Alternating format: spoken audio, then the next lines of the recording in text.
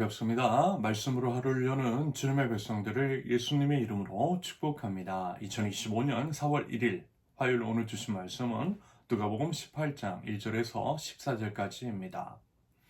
예수께서 제자들에게 늘 기도하고 낙심하지 말아야 한다는 뜻으로 비유를 하나 말씀하셨다. 어느 고을에 하나님도 두려워하지 않고 사람도 존중하지 않는 한 재판관이 있었다. 그 고을에 과부가 한 사람이 있었는데 그는 그 재판관에게 줄곧 찾아가서 내 적대자에게서 내 권리를 찾아 주십시오 하고 졸랐다. 그 재판관은 한동안 들어주려고 하지 않다가 얼마 뒤에 이렇게 혼자 말하였다. 내가 정말 하나님도 두려워하지 않고 사람도 존중하지 않지만 이 과부가 나를 이렇게 귀찮게 하니 그의 권리를 찾아 주어야 하겠다. 그렇게 하지 않으면 그가 자꾸만 찾아와서 나를 못 견디게 할 것이다. 주님께서 말씀하셨다. 너희는 이 불의한 재판관이 하는 말을 귀담아 들어라. 하나님께서 자기에게 밤낮으로 부르짖는 택하신 백성의 권리를 찾아 주시지 않으시고 모른 체 하고 오래 그들을 내버려 두시겠느냐? 내가 너희에게 말한다. 하나님께서는 얼른 그들의 권리를 찾아 주실 것이다. 그러나 인자가 올 때에 세상에서 믿음을 찾아볼 수 있겠느냐? 스스로 의롭다고 확신하고 남을 멸시하는 몇몇 사람에게 예수께서는 이 비유를 말씀하셨다. 두 사람이 기도하러 성전에 올라왔다. 한 사람은 바리새파 사람이고 다른 한 사람은 세리였다. 바리새파 사람은 서서 혼잣말로 이렇게 기도하였다. 하나님 감사합니다. 나는 남의 것을 빼앗는 자나 불의한 자나 가늠하는 자와 같은 다른 사람들과 같지 않으며 더구나 이 세리와는 같지 않습니다. 나는 일회에 2번씩 금식하고 내 모든 소득의 11조를 바칩니다. 그런데 세리는 멀찍이 서서 하늘을 우러러볼 엄두도 못 내고 가슴을 치며 아 하나님 이 죄인에게 자비를 베풀어 주십시오 하고 말하였다. 내가 너희에게 말한다. 의롭다는 인정을 받고서 자기 집으로 내려간 사람은 저 바리새파 사람이 아니다. 이 세리다. 누구든지 자기를 높이는 사람은 낮아지고 자기를 낮추는 사람은 높아질 것이다. 아멘. 오늘 주어진 본문을 통해서요, 두 가지로 말씀을 나눠보겠습니다. 첫째, 믿음으로 기도하라. 1절에서 8절까지. 예수님께서요, 기도에 관해 가르쳐 주시기 위해서 이런 비유를 말씀하세요. 불의한 재판관과 과부 이야기로 알려진 내용입니다. 간단하게 이제 그 내용을 말씀을 드리면 이래요. 하나님을 두려워하지도 않고 사람도 두려워하지 않는 그야말로 불의한 재판장. 한 과부가요, 억울한 일이 있어 그를 찾아갔지만 당연히 무시했어요. 보잘것없는 여자라 생각했기 때문일 것입니다. 하지만요, 과부는 그럼에도 불구하고 계속 찾아간 것 같아요. 그랬더니 귀찮아서 그 청을 들어주었다라고 말씀합니다.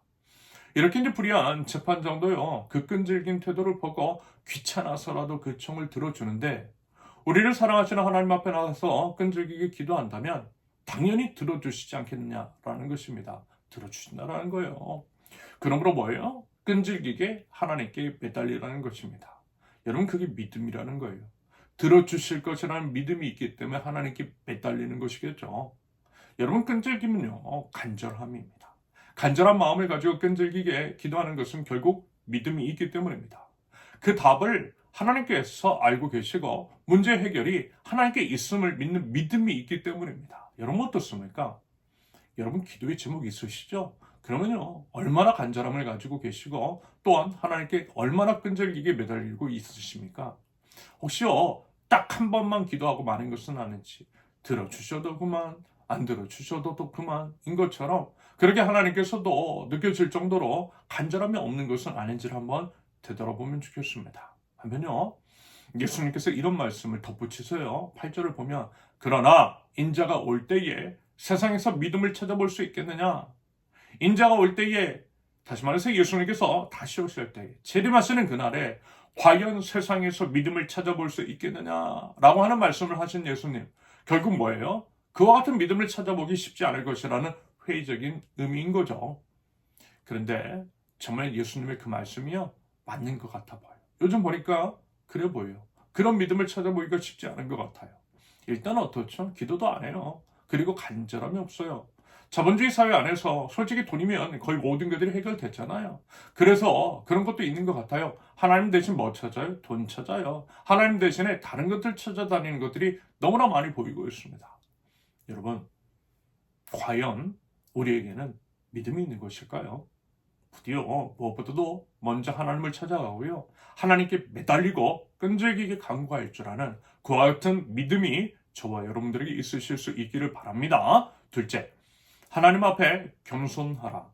9절에서 14절까지 겉으로는 신앙이 있는 것처럼 보이는 줄은 몰라도 실질적으로는 신앙이 없는 자들, 다시 말해서 믿음이 없는 자, 하나님께서 인정하시지 않는 이들이 생각보다 많이 존재합니다. 반면에요, 인간의 눈으로는 인정하고 싶지 않아도 하나님께서 인정하시는 진정한 신앙인들이 있어요. 중요한 것은 뭐예요? 인간이 아니라 하나님의 시선입니다. 하나님께서 어떻게 생각하시느냐, 이게 중요한 거예요. 말하자면 이러한 사람들의 선명한 대비가 오늘 본문에 드러나 있습니다. 바리새파 사람과 세리. 바리새파 사람은요, 의로운 척했어요. 사실 이제 다른 사람들이 보기에도요, 바리새파 사람은요, 흠잡을 것이 없었어요. 왜냐하면 율법을 외형적으로도 형식적으로도 거의 다 준수했기 때문입니다. 바리새파 사람은 그 부분을 드러내면서 과시했어요. 그것들을 자신의 의로 삼아서 공공연하게 자랑했어요. 심지어는 하나님 앞에서도 그랬는데요. 오늘 본문 11절과 12절에 그 점이 드러나 있습니다. 반면에요, 세리는 어땠어요? 본문 13절의 기록처럼 하나님 앞에 어때요? 바짝 엎드렸다고, 그리고 이제 은혜를 구했다라고 합니다. 죽을 수밖에 없는 죄인임을 인정하고 하나님의 긍휼하심을 구할 수밖에 없다고 그렇게 이제 상한 마음을 토해내고 있어요. 물론요, 세리는요, 죄인 맞아요. 본인도 그렇고요, 다른 사람들도요, 모두 그렇게 생각해요. 하지만요, 여러분, 엄밀하게 얘기해서 하나님 앞에 죄인이 아닌 사람이 과연 누가 있겠습니까? 모두가 죄인이죠. 하나님 앞에서는요, 예배 없이 모든 사람이 죄인이고 감히 하나님 앞에 당당하게 설 수 있는 사람은 한 사람도 없습니다. 여러분, 그래서 중요한 건 뭐예요? 설령 뭔가 내세울 만한 것이 나에게 있고 자랑할 만한 것이 있다 할지라도 그들을요, 여러분, 부인하는 것입니다. 겸손하게 하나님 앞에 두려고 떨리는 마음으로 엎드리는 것입니다. 바로 이런 자세인 거죠. 고린도전서 15장 10절, 그러나 나는 하나님의 은혜로 오늘의 내가 되었습니다. 나에게 베풀어 주신 하나님의 은혜는 헛되지 않았습니다. 나는 사도들 가운데 어느 누구보다도 더 열심히 일하였습니다. 그러나 이렇게 한 것은 내가 아니라 나와 함께 하신 하나님의 은혜입니다. 여러분, 하나님께서요, 이런 사람 인정하세요. 하나님의 은혜를 아는 사람, 하나님의 은혜를 간절히 구하는 사람, 하나님의 은혜 없이는 한시도 못 사는 사람, 그래서 늘 하나님의 은혜를 구하는 사람을 구하고 계세요. 여러분, 어떻습니까? 우리는 과연 어떤 사람입니까? 하나님 앞에 뭘 내세우고 있으며 또 무엇을 자랑하고 있습니까? 한 사람의 목사로서 여러 이제 사람들을 바라보며 가끔 무서울 때가 있어요. 바리새파 사람과 같은 자들, 종교 엘리트 주의에 빠진 사람들, 이런 사람들이요, 생각보다 적지 않아요. 그러면서 이제 그들은요, 이웃의 삶, 삶의 어려움과 힘듦은 간과한 채, 외면한 채 판단과 정죄, 비교를 통해 그들은 이제 더 힘들게 하고요, 상대적인 박탈감을 주는 것을 봤습니다. 물론 그들도 이제 불쌍한 사람이고 결국 돌아와야 할 한 영혼이겠죠. 그래서 이제 바리새파와 같은 사람들, 엘리트주의에 빠진 사람들을 위해서도 기도할 뿐입니다. 여러분, 하나님은요, 하나님이세요. 하나님을 하나님으로 모실 수 있기를 바라요. 하나님은 우리의 중심 보세요. 중심으로 하나님을 사랑하는 것을 원하세요.